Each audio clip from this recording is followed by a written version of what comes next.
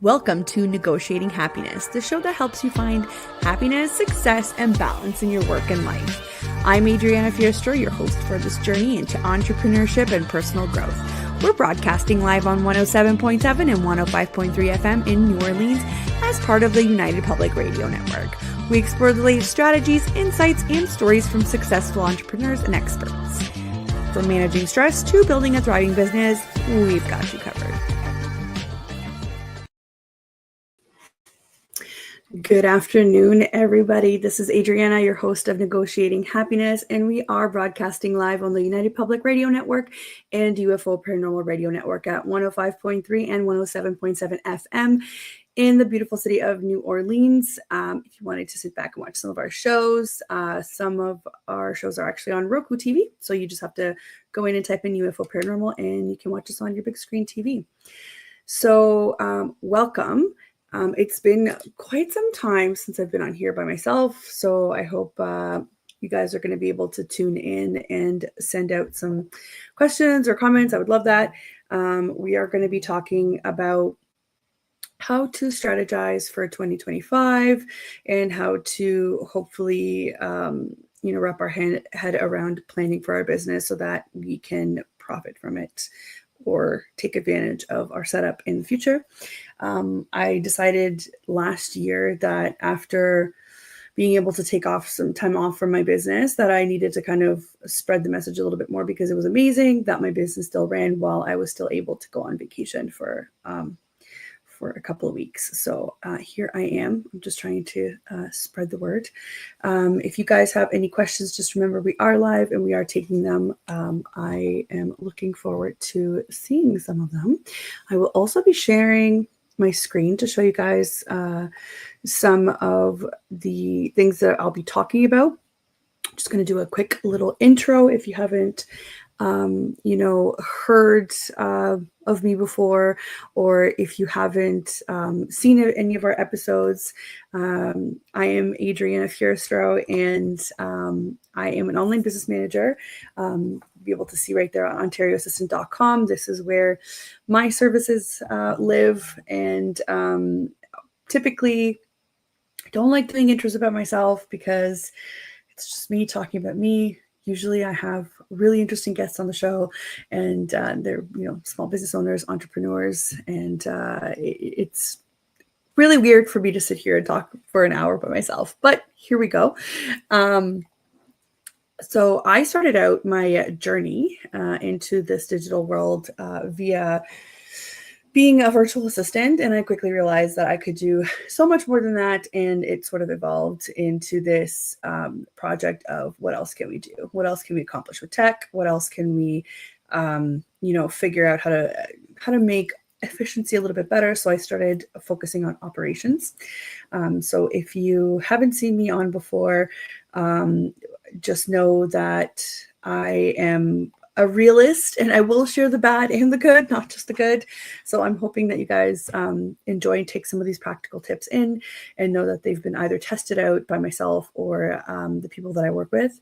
And if you haven't seen me before, I love meeting new entrepreneurs and other business people, and I call them my biz friends. And thankfully, because of social media, I was able to do that, to make some biz friends in that capacity, right? So again, I founded Ontario Assistant as an online business manager, and I basically turned chaotic business operations into streamlined success stories, I would say. And if they're not yet success stories, they're in progress, and you're able to reap some of those benefits right away. And when I'm not helping entrepreneurs scale, or when I'm not putting in smart automations and systems, I am literally chasing down a 4-year-old. So I am also a mom. So I don't know if that is something you can relate to, but obviously you know that our time is limited. And I also try to be here on the show, and basically when I talk about negotiating happiness, I talk about, trading my time to build a business, but also to do the things I really want to do that, make me happy. So here I am. My background was in law before. I've worked with, doing graphics editing at the university when I was going to University of Toronto. I worked in I guess, the private side of insurance as well. I've worked in various industries, and I've been able to gather skills from here and there that have helped me kind of put this forward, and have helped other entrepreneurs figure out how to navigate this world. So I'm all about the practical. So let's sort of dive in. I did promise you guys that I would help you, kind of put in some exercises in place that will help you come up with like a practical strategy for 2025 and potentially further on as well.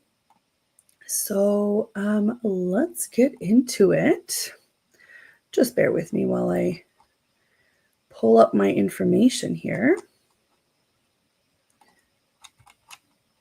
I'm hoping everybody's weekend was good, and that we're, just a reality check that we're still in January. It feels like we're now in February, but we are not. Here we go. So what's actually working for everybody in 2025 could be very different. Typically, when I talk to my audience, I talk to audiences that have service-based businesses, not product-based, but some of the things that we talk about could easily be implemented into the product side of things as well. If you do have questions and I don't know the answer to, just send them anyway, because I will figure out an answer for you and I will get back to you. You will most likely find me on Instagram or through my website if you wanted to get into contact. And I will put into the comments in here if you want to contact me. So if you need to click on a link, you can go right into the comments and you could do that.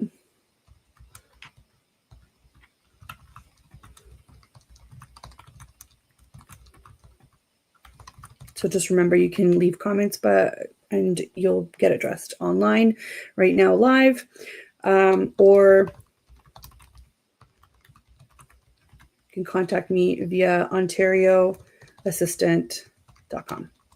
So for anybody not familiar, Ontario is a province in Canada. So I am actually Canadian, but I work with all kinds of businesses, including in the States or in Europe sometimes. So don't be shy. We like geography around here.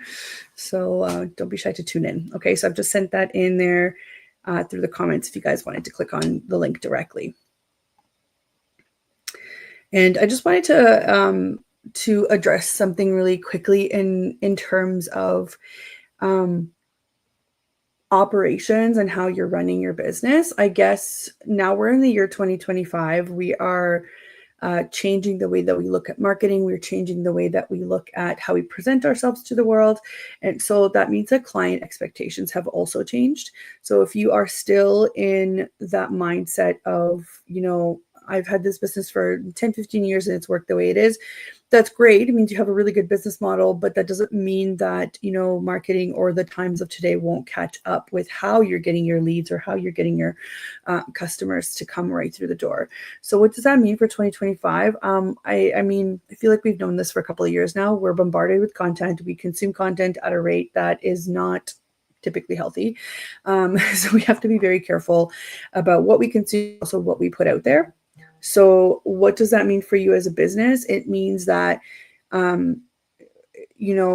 you want to put out things that represent you, but that are also getting you some engagement. If you're still worried about becoming viral because you think it's going to help your business, I don't know that that's necessarily true. I've seen some horror stories that I've mentioned before on how people have become viral, and they were typically a product-based business, and they couldn't keep up with the demand.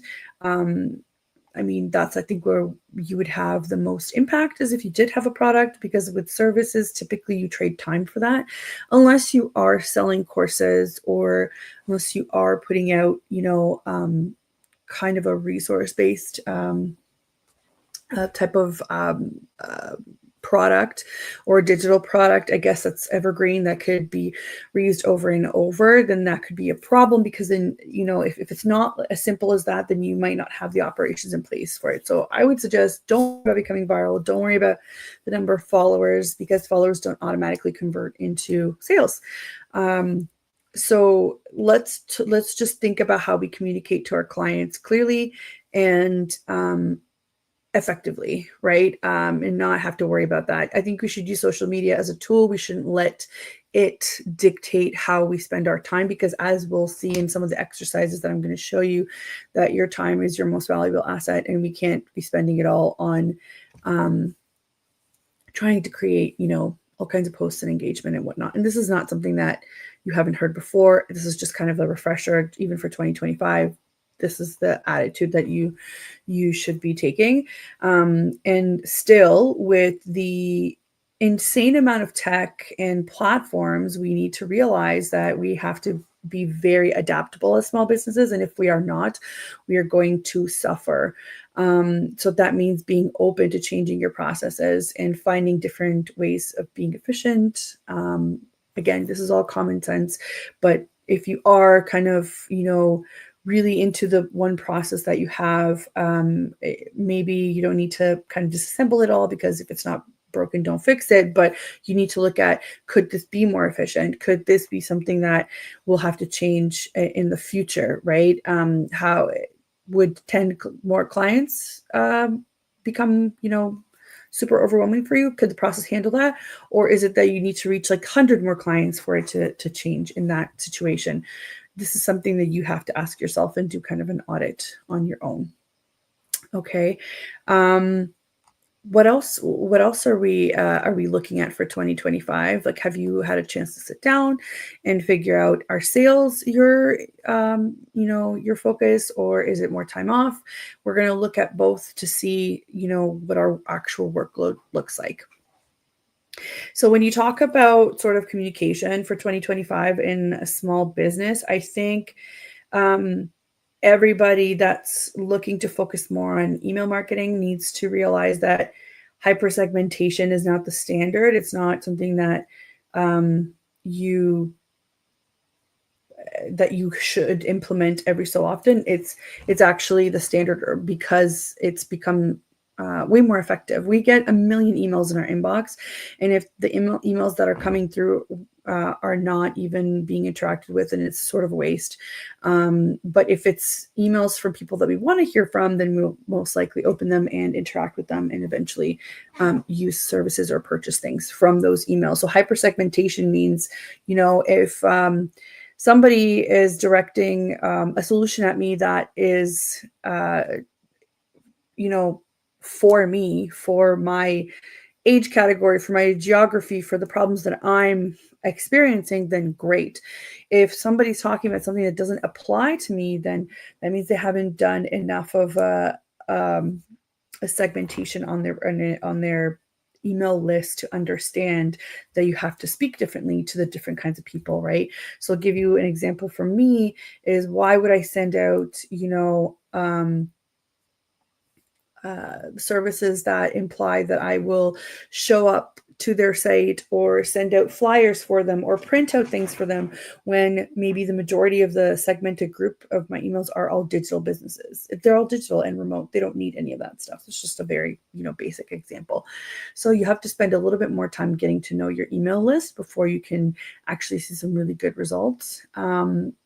These days, AI not only is creating a lot of the content that people are going through, it's also helping personalize at a large scale. So you have to be very careful, and you have to sort of train whichever AI model you use to help you with that. So that's something that you kind of have to keep in mind for 2025. It's only going to get faster. It's only going to get more common, right? I was talking to somebody, and we were saying that, remember how when we're looking at things or looking for information, we no longer go to the library and check, a book that's in that industry or sector. We just Google things. Well, in 10 years, maybe our kids won't be Googling things. They will be asking AI direct questions. They're getting really good at prompting. So we just kind of have to think in that direction. Right. And what are some of the things that you can use for communication for 2025? This is a really good audit to do, actually. How are you speaking to your clients? Are you, using messaging? Are you using emails? Are you sending voice notes, or are you actually texting? Are you doing a combination of those things? I do a combination of those things. Are they effective at keeping clients engaged and interested in some of the things that you're doing when you're working with them? But what about when you're not working with them? How are you communicating with them? So obviously communication is really important. The next thing that I sort of wanted to talk about was your operations and how to sort of handle that. So how do you change some of the things how do you make things faster? So let me share here a screen with you. Okay. So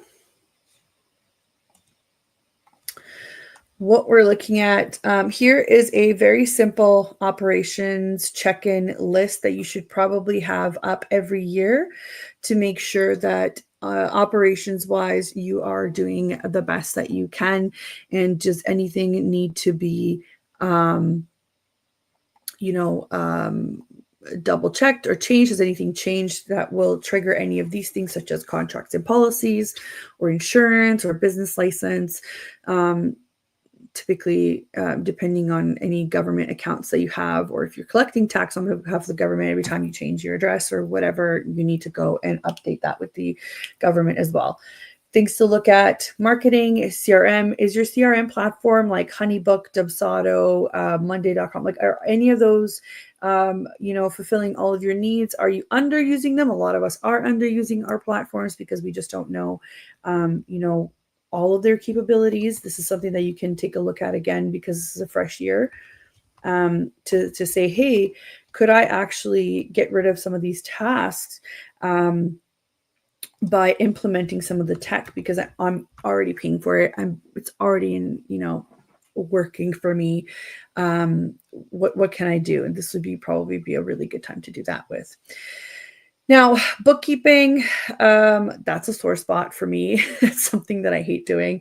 So this is definitely something that we need to kind of check off at the beginning of the year to make sure that our finances are okay as well. And if there's any reports that we need to be pulling, this is a time where you should be looking at, what are your predictions are for 2025 in terms of sales, in terms of expenses. Do you have to cut down on expenses? How are we doing in that area? Or seeing, even if you have subcontractors you work with or employees, like how much of that, how much of your revenue has gone to those services, and has that contributed to your growth, right, in sales? Website, there's always a good idea to have a website refresh. Look at your social media platforms and your standard operating procedures. If you have people working for you, you should probably have some of those in place, in terms of, I need to delegate this to other people, so here's how you do it. These guides are already in here. It's super helpful, and it alleviates some of the time off of you for training people, or at least offering these guides up so that they could do things for you while you do something else, like networking or development. What's your client experience look like? Is this something that you could improve for your clients, right? Are you making them wait in between? Are you giving them enough information?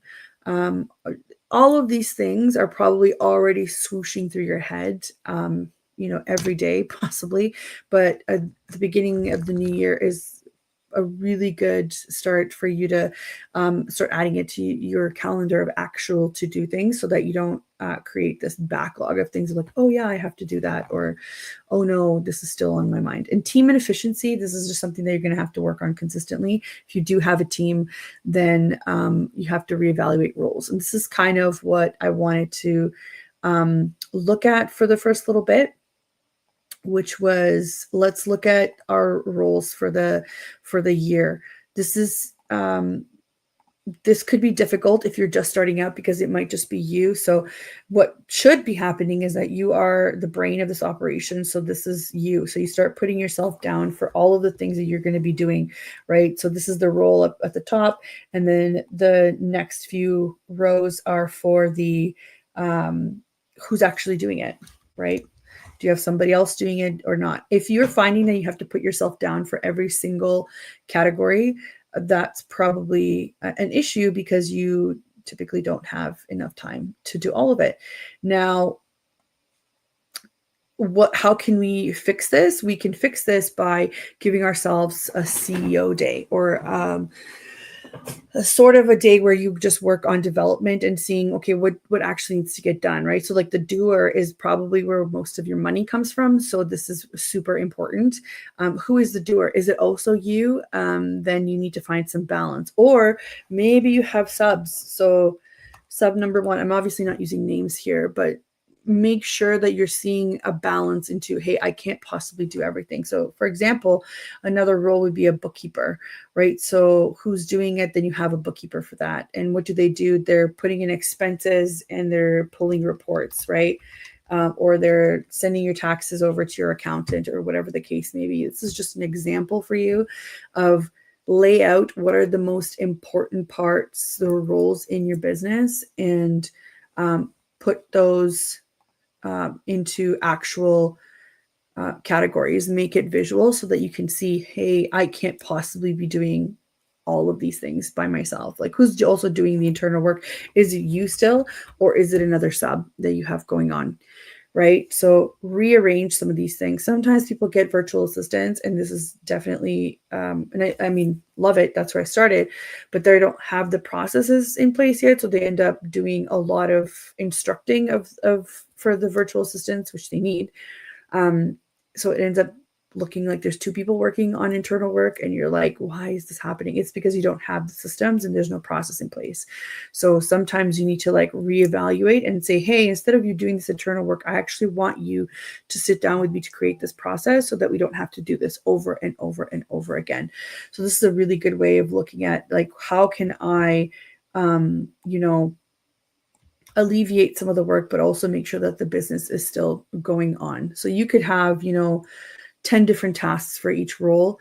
It's just good to reevaluate, to say, you know what, for 2025, I don't want to be doing the internal work. So some of the internal work for me is like the marketing, or the updating of the website, or the actual sending of the invoices, or keeping an eye out on how the payments are coming in, so on and so forth, right? Now, another thing that I typically tend to do in January is I set out what my time off is. So one, here's a good tip, is because if you're booking flights to go somewhere, typically they are cheaper if you do it, with a couple months in advance. So for example, I'm going to be away in March for 1 week, and I'm going to be away in August to September for 3 weeks. So I tend to put it in there. Oh, hello. Hello, Melissa. So nice to pop in. Thanks for popping in, guys. I always love hearing from you guys. There we go. And I'm then planning on taking in December. I think I want at least 1 week off. And then I can look at it for, is this balance? Is all my week, all my time off like at the end of the year, or is it at the beginning of the year? And there are other holidays in here. So if let's say, I know that we have in July and August, we've got, long weekends or whatnot, or we're planning to stay home for a week, or whatever the case may be. So I add them all in here. And then you have to keep in mind that on a regular month, you have 20 working days on average. So you don't have as much time as you think you do. If you want to give yourself that CEO day where you can do all the networking and the development, then typically you only have 16 working days a month. That doesn't seem like a lot of days, right? But we don't understand that, so to speak. So for example, out of those 16 days, I'm left over with, in March, I'm only left over with, realistically, 11 days to get all of that done. January's almost done, so we're just not going to NA. In February, if I'm not taking any time off, I think we have one long weekend day, so that would be like 1 day that is off. Oh. Then we typically only have 15 days of work, so on and so forth, right? So here would be 16, I think there's a long weekend in there. So we're going to put 15. There's another long weekend in there somewhere. Or is it just the one? I don't know. Let's just put 15 just for the sake of it, because it's the holiday. And then in August, I'm actually going to be gone till almost the end there. I am working one of those weeks. But typically, so even if I just put 2 to 3 weeks here, realistically, even if I work the 1 week, I think I might have, what is it, 16 days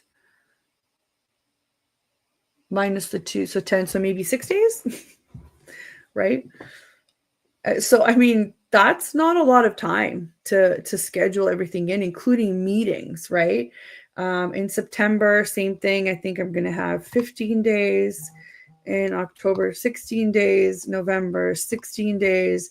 And in December, if I take a week off plus the holidays, I don't think we're going to get more than 10 working days in there, right? So yeah, Melissa says that's not as much time as you think you have when you lay it out like that. Good thing to put in perspective. Exactly. And this is why I try to do it, because I am very guilty of letting my calendar be flooded with meeting invites, because I want to talk to everybody and I want to do all these things and work on new projects, but it's not exactly fitting. So this actually really helps too when you're thinking about how much time do I really have to give people with my services. So this is why I talk about prepackaged services are a lot easier, because you know how much money you're going to be making as an entrepreneur in the time that you actually have. So like, if you look at this isn't a lot of time, right? Because this accounts for weekends, it accounts for holidays, and it accounts for vacation. This is not a lot of days for us to live and make money and, be productive members of society and be there present for our children or our family. So the way that you do that, so then I do like a quick kind of outline. By the way, I'm not even going to bother with January because I think it was a mess for everybody, just muddled right through it. For February, I think we have 1 day off. So that's why I put 16 days. So I just put 1 day here. What do I need to accomplish, or what do I need to make sure that happens in February, right? So for example, February and March are really big they're tax season. So taxes. I also need to make sure I have 2 projects on top of my retainer, plus retainer. So this is a lot of stuff that I need to do before before I can look at, okay, is that enough time off? Well, yeah, because I only really have 15 working days. And again, March is another thing. So taxes need to get done. Is there something specific that you wanted to add to it? Like, are you working on other projects? I really need to get writing, because I'm planning on writing a book. So it's not just that, it's taxes, it's writing time. Projects. I don't have any projects slotted in for March yet, but I do have the retainers right now. So again, for me, like, that's not a lot of time, and it also helps me prepare for when I am going away, which is in March. So I'm taking a week off, so I only have 11 days to do that. So maybe I won't be taking on any projects, right? Because I'm looking at the time that I have. April, May, June, July seem like they're really clear. So this would be really good. So I can map out, let's say I could probably do 2 projects in April, right? Same with May. But typically April is busier. So I'd say 3 projects here. And then for the rest of it is 2 projects, 2 projects, 2 projects. Now for August, I only have 6 days. So I'm not going to put, I shouldn't have any expectations. I'm going to get a lot of things done unless I work with my sub. So this would be a very contractor heavy month, right? So the subcontractors need instructions. So I need to make sure that I have time to do that. And this is typically happening the month before as well. So you have to put the subcontractors in here as well. So this gives me kind of an idea of what my year is going to look like. With September, school is back on. So sometimes it takes a little bit of time to just get the kiddo settled in. There is a long weekend in there too, so maybe it's not as many days as we think we are, but typically, business tends to pick back up. And maybe it is projects again. Maybe you have to use subcontractors. This also helps you figure out, hey, where are my subcontractor heavy months where I have to kind of put out more of an expense than anything else, right? For October, same thing. I would hope that it's 2 projects, not more. For November, same thing. So now here's the tricky part. December seems to be kind of like the go, go, go for everybody because it is the end of the quarter, the end of the year. I would say that I wouldn't take on more than 1 project. Things come up though, so I wouldn't be surprised if this actually increases. But for now, looking at the time, if I only have 10 working days, right, then I would definitely want to make sure that I have enough time on here. Now, is this enough time to take off, right? So if I have two weeks here, 1 week here, that's 3 weeks. That's a lot more than a lot of people are used to, but I'm going to build my business in a way that I can take off even more time off and still have this run without me. This is why we have subcontractors or employees or so on and so forth. But when you really look at it, at the end of the day, that's not a lot of time to have for the entire year. So this is where, if you're not sure like me right now, I would go on to this next exercise of what are the projects by quarter and by either internal or projects and retainers, right? So this is where you can kind of plan it out. And also this is where sales comes in, because you're like, I want to sell 2 projects for April and I've got 0 right now. So what do I do with that, right?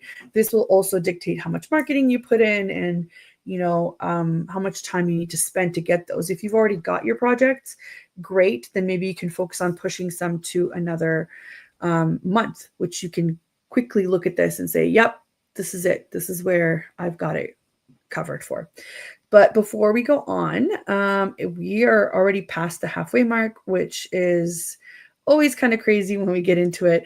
But I just wanted to do a really quick intro for anybody that's just tuning in now. We are live on the United Public Radio Network and UFO Paranormal Radio Network on 105.3 and 107.7 FM in New Orleans. And you are listening to Negotiating Happiness. And I am your host, Adriana Fierastrau.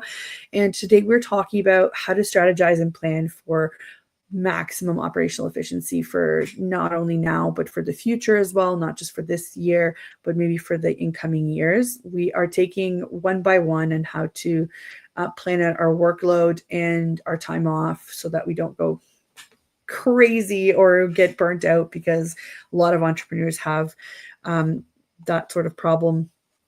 Because we want to be able to last, we want to be able to build a successful business, but we also want to be able to live.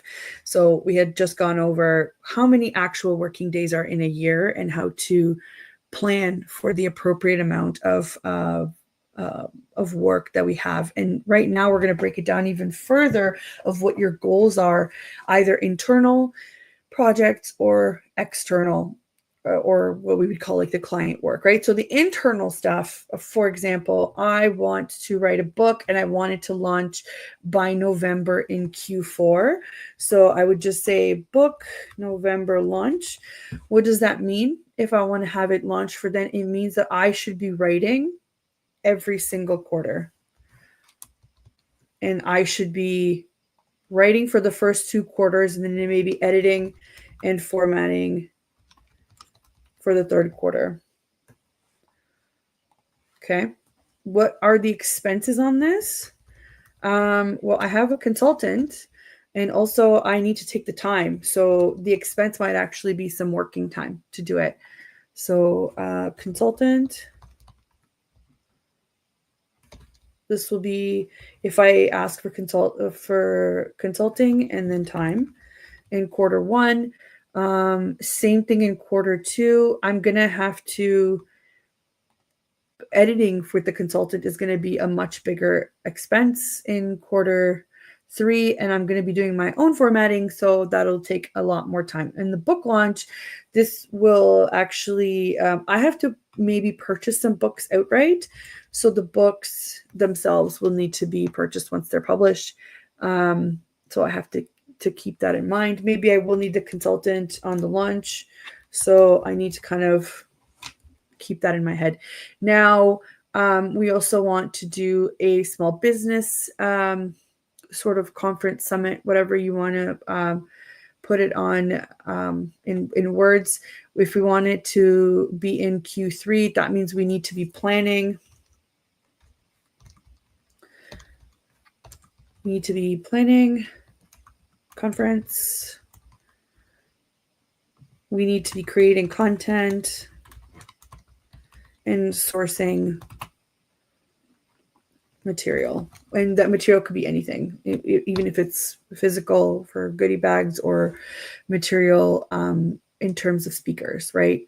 So what is the expense? I'm not quite sure yet. So what we could do is we could put in that we're going to need some subcontracting to help us get through it.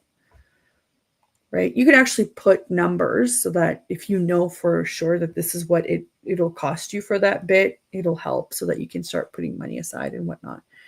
So this planning and subcontracting, this is going to need to happen in Q2 as well. Then you're going to need to have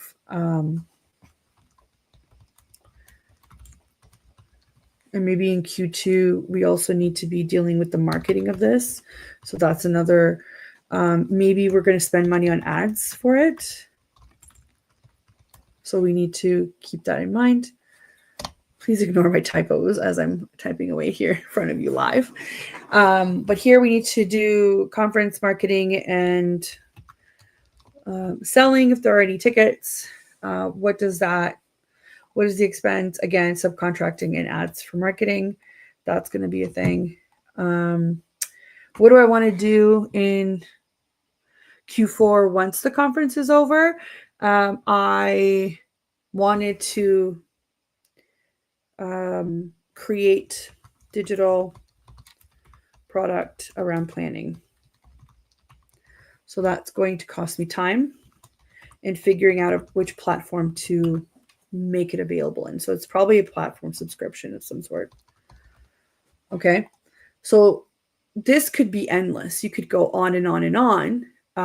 But this is going to show you that you can't just keep saying yes to things, especially when you look up and you say in Q3, when I need to be editing and formatting, I'm actually going to, so Q3 is right here, right? So July, August, and September. I'm taking a huge gap in there of where I'm not going to be working. So I need to be very careful with the amount of days that I have. So this is when you pull out your calendar and you start already plugging some of these in for the rest of the year so that when you do make your calendar available for meetings and whatnot, and when you take on projects, you're not going to forget about all this and you're going to see it already pre-populated in your calendar. So hopefully that makes sense to you guys. Just double check here. If you're looking to keep adding to your list and this isn't working, this is a really good indicator too of maybe I just need to stop. Maybe I just need to say no. This isn't always the best thing for you to keep pushing on, because you're just going to be burnt out and you're not going to do a good job. I want to do a good job on my book. I want to do a good job on my conference, but it's just not possible if I continue to just overload myself and I don't have the time. Now, we're moving on to client work projects and retainers. Well, we already kind of decided in here, it'd be like February. So January, February, March, have 2 projects and taxes. So let's say we only have 2 projects and retainers, right? So for Q1, maybe we have 2 projects and our retainers. So let's say our retainers take up, I don't know, I'm just making this in here. Our retainers, let's say they take up out of the entire quarter, right? Just do some quick math. Let's say you've got, in a normal, typical quarter, you should have 16 days times 3. But I don't think that's the case here. So let's say we had 15, 30, 41. Let's say we had 40 days. Let's say my retainers take 25 working days out of everything. And then the rest of the projects, let's say they take up 10 days, right?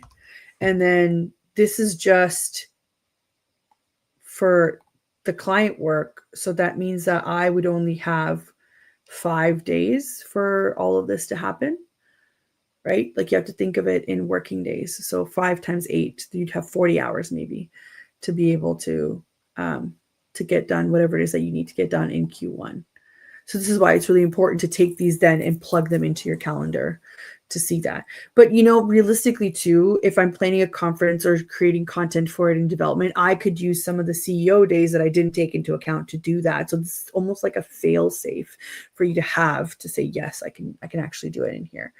For Q2, we're planning on having, so here's Q2. We're planning on having 7 projects, right? Well, those 7 projects, and again, you could keep adding rows to this. It could be on and on and on. I'm just giving you like a really quick sort of wrap up, right? So 7 projects with my retainers, maybe minor retainers. It was a really busy quarter. Typically, they don't have a busy quarter, so we'll say they're only going to take 20 days. And with 7 projects, I would say they would take at least 20 days, and that's kind of like almost like my time there, right? For Q2. So I have to be very cognizant of the fact that I might need to use subcontracting a little bit more. So I would highlight it to be like, we need the money to be able to cover that, right? So then you go on, so on and so forth. You see what your actual time is like, and you need to start thinking of your time as money, right?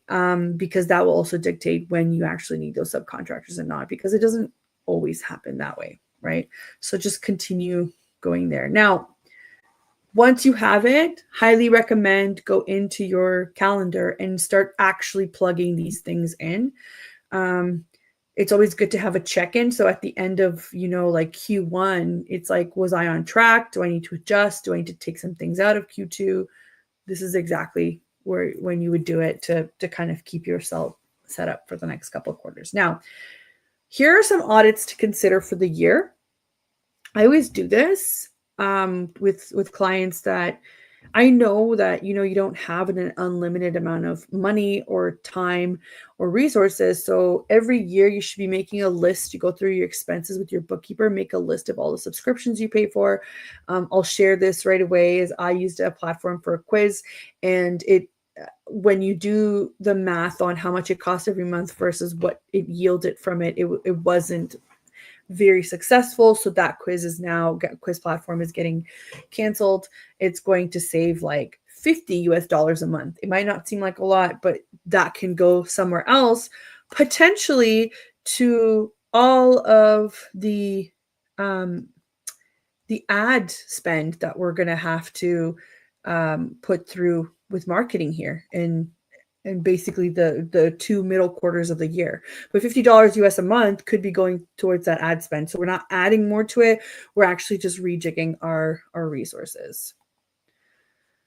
So there's a comment from Mel here. Great seeing the thought process behind planning. It's so simple, but we tend to overcomplicate it. We do, because we're so stressed out and we think that other people think in the same way that we do, but they don't. So it is really up to us to lay it all out, to say, hey, we need to work on this and we need to plan this. So bring your team in, like make them aware that, hey, this is what the thought process behind it is. It's not just like a random, you know, we're going to do this, and this, however we want it. And for the first little while, I think all entrepreneurs do this, where they just do it how, you know, the opportunity presents itself, and that's okay. But after a couple of years and being able to, you know, recognize some of these patterns of when you're busiest, what time of the year is best for you for things, then this is what you should be doing, because it definitely comes in handy and you're not going to feel overwhelmed for the rest of the year, right? So definitely do an audit, see if are there any platforms that are not yielding the results that you want. Do you want to cancel them? Do you want to pause them? Do whatever you need to do to save up some money, and because you want to use it for your next projects. So for task audits, I've talked about this many, many times. And it's kind of like, it goes back to these roles here, right?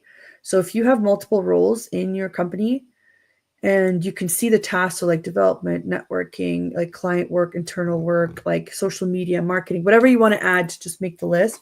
So all of those things that need to happen, They typically happen in a pattern until you decide to change it, until it fits somebody else's role better. So there's this game that we play with the keep, automate, delegate, and delete. So as your business gets larger and larger, or it's scaling or whatever, you would then put down one of these lists every year and say, okay, I can tell you cost efficiency wise, like operations wise, the more you automate, the easier it'll be for you. And you don't necessarily need your VA to take on absolutely everything, or your OBM, your online business manager. And if you think that it can't be automated, but it's a repetitive task that you have to do, respectfully, you're probably wrong. There probably is a solution. You just need somebody to point it out to you or to show you that. And this is where people like me come in, where we kind of like dissect everything and say, okay, we can at least automate a part of it, or whatever the case may be. And another one that we get a lot of resistance on is delete. Nobody wants to delete any tasks off their plate because they're used to doing it this way. But I guarantee you, after experiencing growth a couple of times, there are tasks that you're doing that are absolutely unnecessary now because you're just used to doing it and it's working for you. So you think it's fine, but you actually need to save yourself more time. The more time you save yourself, the more you have gained. Even if your sales stay the same, so your profits stay the same, but if you're working less time, your profits have gone up. It's just math. It's just math. The more time you put in, the more you lose out. Or you think you're making more sales, but you're working, pardon my expert, like a dog. You're working like a dog to get through it all. How much are you actually profiting off of it? Because your time is the most important part anyway. So this is one of the exercises that we go through and say, you know what, I think I myself would like to keep doing sometimes people say, I like doing social media. That's fine. But how long is it taking you? Because if you hired somebody or if you delegated that to somebody else and it takes them half the time, that's a better business decision than it would be for you to keep it just because you enjoy it. Right. So there has to be some balance there. And a lot of, I have a problem with this too, with bookkeeping. Like I've kept it for too long and I absolutely hate it, but it's because I've had some issues in the past. And I don't want to repeat those, but this is something that I need to work on and say, this has to be delegated. So immediately for me, for 2025, bookkeeping needs to go. It just needs to go. Right. So what do I delete out of this whole thing? I think I'm going to delete some of my old planning forms that I used to send out and just maybe make some new ones so that it doesn't need to be a part of the process anymore when we send out those forms, right? So that's what we need to delete. What do I want to keep doing myself? Definitely the networking and the discovery calls for now, right? That's something that I want to do, because I am still the main person in my business. What do I want to automate? I think I want to automate more of the marketing. And I want to automate my feedback process. Right? So this is what I'm working on to doing. And just remember, these can save you time, but they can also add time if you're deciding to go backwards and say, no, I want to keep some of these things. But really, this should be the best. If you're just looking to be, the CEO, the brain behind this, the delegate column should be full. That's what you need to keep doing. Just make it full. And here's a thing that I kind of wanted to talk about, because we only have a couple of minutes left here. For 2025, you need to do some social media audits. I know that everybody uses it for marketing. There are different ways you can market, email marketing. You can create to a lead magnet. I had posted, this is one of my my posts from a while ago. It just kind of goes on to what are the steps of creating a lead magnet. And it goes through kind of guiding you to answer these questions 1 through 7, and then you'll be able to have an idea in your head already on how you should be putting this together. I still use Canva. Canva is amazing. I'm going to paste the link to this so that you guys can have it. It just goes right to my Instagram on there. Obviously, if you like the content, follow the account. But here is just in case this is what you wanted to do for some of your marketing, the post on creating lead magnets. Okay. So then you can just click on there and just kind of take screenshots or save the post, whatever it is that you wanted to do. That's the link for it. But if we are going to talk about a social media audit, let's do it quickly in like 2 minutes. You should be pulling your stats from your professional dashboard or from Meta and looking at what kind of posts worked for you in 2024. And I'm talking like, was it Reels? Was it long form, kind of like the longer posts? Was it the ones where you asked for engagement? Was it carousels? And the other thing that I saw for me is like the ones that had my face on them worked a lot better in engagement than the ones that didn't, that had some generic graphics, right? So is there a pattern in the visuals? And then what got the most engagement? So just start looking at what got the most likes, what got the most comments. Have you been responding to those comments? I had a piece of advice one time and it actually kind of worked out well. They said, you know, even if you don't get to your comments, go back into your older posts and start posting back, because it's pulling it back on people's feeds when you're responding to them. So just because you didn't get your engagement like right then and there in like the first 5 days doesn't mean that it can't improve when you are going back and engaging with your community and answering questions. So it's fine. Just keep going through your posts. It's like, oh, I didn't answer to this person, so I'm going to go in and reply to them, and actually reply with a message rather than a heart or just, and I'm guilty of this too because I'm doing things really quickly. But reply back with a message or a question, something that makes people want to respond back, because that's how you get more engagement. Once you have the answers to all of these questions, when you're looking at stats, that's what you take to your social media manager or to the person that's helping you with your strategy or yourself and say, these are the kinds of posts we're going to be focusing on, at least for the first quarter or second quarter, and then checking the stats again and seeing, oh yeah, these are actually working better, right? And another thing that people kind of forget to do or don't think about it, research what the online world is saying about these algorithms, research of what, you know, Instagram has put out to be like, what's working best? Because I'm pretty sure last time I checked it, Instagram was putting out engagement over like the amount of reels or the amount of, you know, hashtags or whatever the case is, and try to test it out, see if that works for your community, because sometimes it doesn't, it's not an overarching thing. It's about what works for the people that are looking at your content specifically, right? And my other question for people typically with social media audits is like, yes, I know you have like TikTok and Pinterest and YouTube and whatever else, but what is actually working for you? Like, where does your audience live in the business world? Do you need to slash TikTok because you're putting in time there where you should be putting it up here to make this work? You know, like what's the most that you can get out of your community? Is it Facebook? And on Facebook, how much engagement are you getting? Are you finding that you have to put ads up to get more engagement or to boost your posts, right? Like, these are all questions that we should be asking before posting. It is better to be consistent than it is to just kind of like splash it everywhere and see where it sticks, right? You only do that at the beginning so that you could see kind of where your people live. But if you already know where your people live in terms of like community or clients or whatever, then try and focus, right? So that's kind of where I'm sitting at for 2025 in terms of how do we plan for a better year. Obviously your calendar is your best friend and automation is your best friend. Try and automate as much as you can so that these days here throughout the year don't seem like they're not enough, because these are your man hours or woman hours, whatever you want. But that doesn't mean that your automations or your tech can't work behind the scenes for you. Right? That's the greatest thing about this, because you could be making sales or people could be going through your funnel or your process while you're sleeping.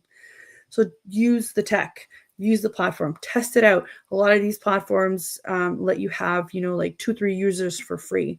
I was talking to somebody and I don't think they knew, I'm pretty sure Thinkific used to let you put a whole course up for free. It's only if you wanted to add more courses that they would charge you a subscription. There are platforms out there that will do that for you, including like AppSumo is where you typically buy, and I don't know if anybody's heard of AppSumo, it's where you typically buy platforms that are just coming out and they're trying to create some hype for it. There's so many, and you get users that actually interact with the developers there in the comments and whatnot, but you get them for a one-time fee, and then you get a lifetime license because they're at the beginning of their career. So if you find potential in a really good platform, check out AppSumo because there's a ton of them on there. I am currently testing out the Blue CRM, and we're using it internally for like kind of our own like internal work, and then external like with the client, with the team. So definitely check out AppSumo. But thank you so much for everybody that tuned in. We are at time here, and I just wanted to say that this wasn't so bad for the first episode in a long time that I did by myself. Just not a fan of just talking and talking for an hour, but I think it went sort of quickly. So thank you so much for everybody that tuned in and had questions and comments. I really appreciate you guys. And thank you so much to the platform at United Public Radio Network and UFO Paranormal Radio Network at 105.3 and 107.7 FM. We will see you guys next week. We've got, I believe it's Jesse Cruz that's coming on next week. So stay tuned. I will post it on Instagram so you guys can see what we're talking about. Have a great rest of your day. Thanks so much, Mel, for the comments saying great information. I'm really glad you guys enjoyed it. Have a wonderful day.